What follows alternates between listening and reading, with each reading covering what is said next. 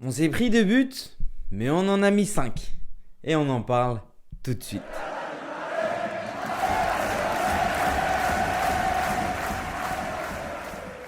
Bonjour à tous et bienvenue dans cette nouvelle vidéo du comptoir catalan. Et aujourd'hui, on se retrouve pour cette analyse d'après-match du match qui a opposé l'Étoile Rouge de Belgrade face au FC Barcelone. Donc c'était le match de la 4e journée de Ligue des Champions au Ratko Mladić Stadium, le stade de l'Étoile Rouge de Belgrade en Serbie.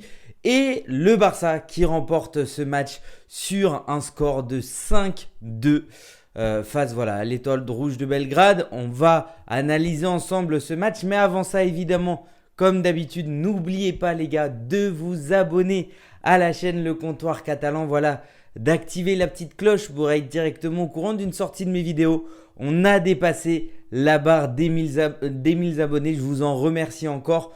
On continue ensemble, abonnez-vous, c'est gratuit, ça vous prend même pas 2 minutes, ça donne énormément de force et ça nous permet de suivre cette saison ensemble et surtout que vous me donniez aussi vos avis sur mes analyses d'après-match tout au long de la saison. Lâchez un like si la vidéo vous aura plu et n'hésitez pas à me dire ce que vous en pensez en commentaire, me dire aussi vos avis sur le match. Bon, sans grande surprise, évidemment, on n'avait pas trop de stress à ce niveau-là. On était quand même assez serein sur ce match face à l'Étoile Rouge de Belgrade. Mais quand même, je pense qu'on a tous été un peu trop confiants et surtout les joueurs. Avant ça, on va parler évidemment de la compo comme d'habitude. Donc c'était le même système que d'habitude, mais quelques petits changements. De Jong fait son apparition en tant que titulaire. Donc voilà, première fois titulaire de Jong cette saison pour faire un petit peu tourner. C'était ni Dani Olmo ni Fermin en numéro 10, Pedri du coup qui s'est retrouvé dans ce rôle de numéro 10, Casado, De Jong en double pivot et aussi un petit changement en défense, Baldé qui a été mis au repos à la place de Gérard Martin et sinon pour la suite c'est comme d'habitude. Donc, évidemment le match il commence, on a le contrôle du ballon assez rapidement. Donc on se dit on a le contrôle du ballon, c'est évident, même si on est à l'extérieur, c'est l'Étoile Rouge de Belgrade en face. Normalement, il ne va pas avoir de soucis. Dès le début du match, on a bien vu que face à l'Espagnol, au bout de 30 minutes, on a mis 3-0. Je me suis dit, sur ce match, on a quand même aligné une grosse équipe. Je pense qu'on va quand même prendre le score assez rapidement. Donc, il y a eu la magnifique passe de Rafinha sur coup franc qui est parfaitement reprise de la tête de la part d'Inigo Martinez. Voilà, moi je vous le dis depuis le début, Inigo Martinez, déjà j'adore le travail défensif qu'il fait avec Cubarsí. Et en plus de ça, il peut être agressif, il peut être dangereux sur les coups de pied arrêtés, que ce soit sur corner ou sur coup franc. Là, il la reprend magnifiquement bien, il ouvre le score assez rapidement dans ce match. Voilà, il nous permet de débloquer un petit peu ce qui peut être un match piège entre guillemets. Souvent on entend ça peut être compliqué de gagner là-bas, même si le Barça est en forme cette année. Mais voilà, Inigo Martinez, je tiens à le préciser, je l'adore. En ce moment, on parle du retour d'Araujo. Alors oui, Araujo c'est un grand défenseur. Oui, Araujo, je suis pressé qu'il revienne. Mais pour moi, quand Araujo sera disponible, ce n'est pas lui le titulaire indiscutable. Comme je le dis souvent, pour moi, cette défense doit rester telle qu'elle est de base. Alors, sans du coup sur ce match Gérard Martin, Baldé à la place. Pour moi, la défense Koundé, Cubarsí, Martinez et Baldé, c'est la meilleure défense qu'on peut aligner cette saison. Ça fonctionne très bien. Les alignements sont tout le temps parfaits. Et voilà, c'est pour cette raison que pour moi, si Araujo revient, c'est très bien. Ça nous permet d'avoir des solutions par la suite pour faire des changements, pour faire tourner. Inigo Martinez et Araujo qui ont un jeu assez similaire, assez agressif. Mais pour moi, Inigo Martinez déjà a plus d'expérience. Ça, c'est évident puisqu'il est plus âgé. Mais surtout, il a une meilleure relance. Car Araujo, on sait que c'est un petit peu plus compliqué à ce niveau-là. Mais voilà, l'idéal, c'est de ne pas trop bouger la défense. Et pourquoi je dis ça? Puisque il y a eu ce changement, comme on l'a vu au début, de Gérard Martin face à Baldé. Et le but que le Barça se prend, c'est sur une erreur d'alignement de la part de Gérard Martin. Alors oui, ce système défensif de piège du hors-jeu, il est très efficace cette saison, on le fait très bien. Mais le risque, c'est du coup quand tu fais un changement, et bah il y a le risque que un des joueurs du coup ne s'entende pas aussi bien avec les autres. Je pense que ça a pris du temps à Baldé, Inigo Martinez, Koubarsi, Koundé de vraiment bien faire fonctionner cet alignement. Et au final du coup il y a une très belle entente. Mais cette très belle entente, si du coup tu changes une pièce de ce quatuor défensif, bah voilà.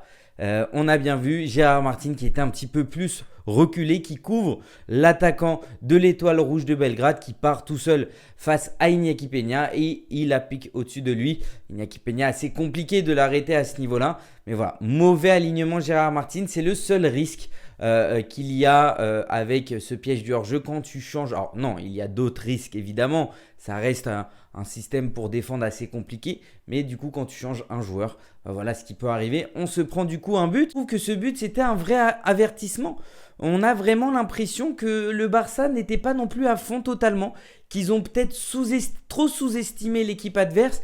Ils ont peut-être un surplus de confiance qui peut arriver évidemment, mais voilà, on a quand même un Barça qui n'était un petit peu pas trop précis, on va dire techniquement. Il faisait beaucoup d'erreurs, beaucoup de contrôle de ballon qui allaient trop loin, pas assez précis techniquement, ce qui est assez rare depuis le début de la saison, et peut-être un petit peu trop sur notre nuage à croire que on va rouler sur tout le monde. Donc Étoile Rouge de Belgrade, si on a battu le Real Madrid, si on a battu le Bayern en mettant 4 buts à chaque fois, normalement ça doit être comme ça. Mais non, le football ça ne fonctionne pas comme ça. Il faut quand même rester concentré. Donc ce petit quand même avertissement de la part de l'Étoile Rouge de Belgrade. Mais voilà, ça se réveille assez rapidement.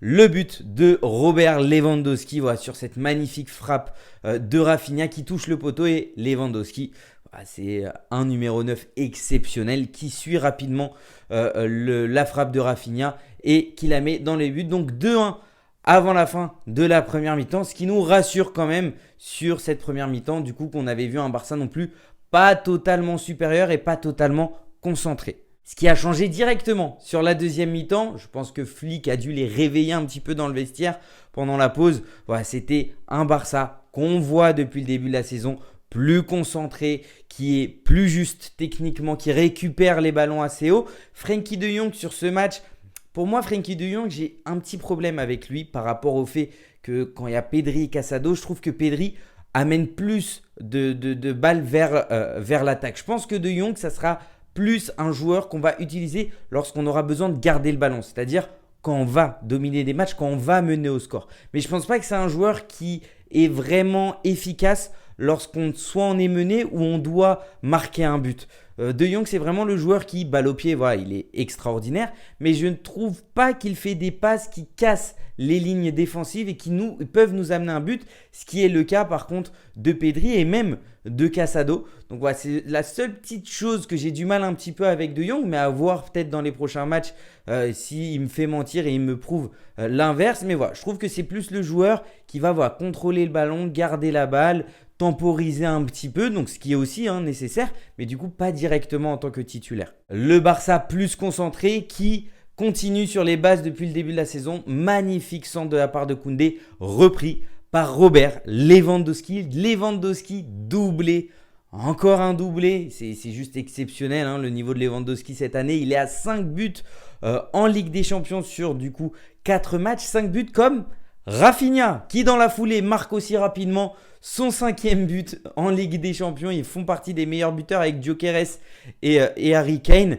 Voilà, Rafinha aussi qui a un beau centre de la part de Koundé. Koundé qui nous a fait 3 passes décisives, puisque aussi sur le but de Fermin, c'est Koundé qui fait une passe décisive. Voilà, Koundé, on le dit depuis le début de la saison, on est tous d'accord avec ça depuis le début. C'est le défenseur droit qui nous convient et c'est pour moi l'un des meilleurs défenseurs droits actuels. Vraiment, que ça soit sur son côté défensif, sur l'alignement qui fait parfaitement avec les autres défenseurs du Barça, que ça soit sur les passes décisives, sur ses combinaisons avec Lamine Yamal. Il propose énormément en attaque et voilà, il est assez décisif. Il nous fait même parfois des dribbles. Il arrive à dribbler les joueurs adverses. Il apporte énormément. On lui demandait un peu plus d'avoir ce rôle de défenseur droit. Il le fait vraiment parfaitement bien, malgré le fait qu'il ne soit pas le prototype, on va dire, idéal qu'on peut avoir, très rapide, un joueur plus fin. Non, Koundé a su vraiment devenir l'un des meilleurs pour moi défenseurs droits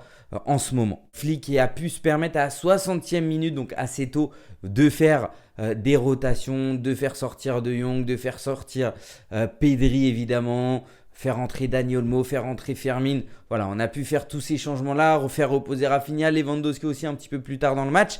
Donc voilà, c'était des changements importants. Je trouve que Flick gère très bien les rotations, fait les changements. Voilà, il ne change pas toute une équipe comme il avait fait par exemple face à Osasuna, ce qui nous avait mis en difficulté. Il a appris, je pense, de ce match-là et donc du coup, il sait qu'il ne faut pas changer tous les joueurs. Tu changes un joueur par-ci par-là, un joueur en ligne défensive. Malheureusement, ça a été négatif pour nous. Mais la dernière fois avec Hector Fort, ça avait bien fonctionné. Là maintenant, c'est Gérard Martin. Au milieu de terrain, il fait un petit peu plus jouer De Jong. Peut-être aussi, on va voir parfois sur ce type de match un petit peu plus Gavi. Voilà, il a les moyens, on a l'effectif pour faire tourner. Et surtout, même quand on fait tourner, on a toujours un gros effectif, toujours des grands joueurs sur le terrain. Donc voilà, Flick gère très bien en tout cas l'effectif, ce qui est très important pour cette saison puisqu'on le sait très bien, il y a déjà une Liga avec beaucoup de matchs. On aura aussi la Copa del Rey qui va arriver et ce format de Ligue des Champions qui est un peu plus long que d'habitude. Donc comme on espère aller le plus loin possible, c'est important la gestion de l'effectif et c'est ce que Flick fait très bien aussi cette année. On encaisse un petit but à la fin, 5-2, c'est quand même une belle victoire de la part du Barça. On fait un petit point sur le classement. Le Barça qui est actuellement 6e de la phase de qualification de Ligue des Champions. Donc pour l'instant, du coup, le Barça est qualifié directement pour les 8e de finale. Évidemment, on cherche d'être un petit peu plus haut sur le tableau, puisqu'évidemment, plus on est haut sur le tableau, plus par la suite, ça sera un petit peu plus facile, entre guillemets, pour les qualifications. Donc voilà, c'est quand même une victoire importante, une belle victoire de la part du Barça. Peut-être on aurait aimé évidemment de moins encaisser, mais voilà, malheureusement, premier but, la faute de Gérard Martin. À la fin aussi, des petites fautes d'inattention. Ça peut arriver, on s'est pris 2 buts. On en met 5 derrière. Je pense que ça va être un petit peu ça la logique du Barça. Soit on va vraiment réussir à chaque fois les alignements et donc du coup l'équipe adverse ne pourra pas marquer. Ou soit quand on va se prendre des buts, on va aussi en mettre énormément de notre côté. Donc voilà, c'est un Barça qui déroule match après match, qui met énormément de buts.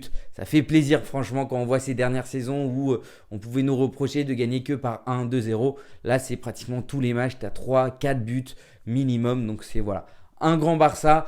Un grand match, continuez de se qualifier le plus haut possible du tableau. N'oubliez pas les gars, juste avant de terminer la vidéo, de vous abonner à la chaîne Le Comptoir Catalan. On vise les 1200 abonnés. Voilà, on s'y approche. Je compte sur vous pour partager la vidéo à tous les supporters que vous connaissez, que ce soit du Barça ou même d'autres clubs. Ceux qui suivent un minimum de près ou de loin l'actualité du Barça, les matchs et qui veulent des analyses. Voilà, n'hésitez pas à leur partager la vidéo, à liker la vidéo et à commenter. Vraiment, je lis tous les commentaires. Donc, n'hésitez pas à me donner votre avis. Un Barça qui déroule, on commence à en avoir l'habitude. Attention de ne pas non plus prendre trop la confiance. Et surtout, n'oubliez pas, Visca Barça y Visca Catalunya y también Viva España. Ciao.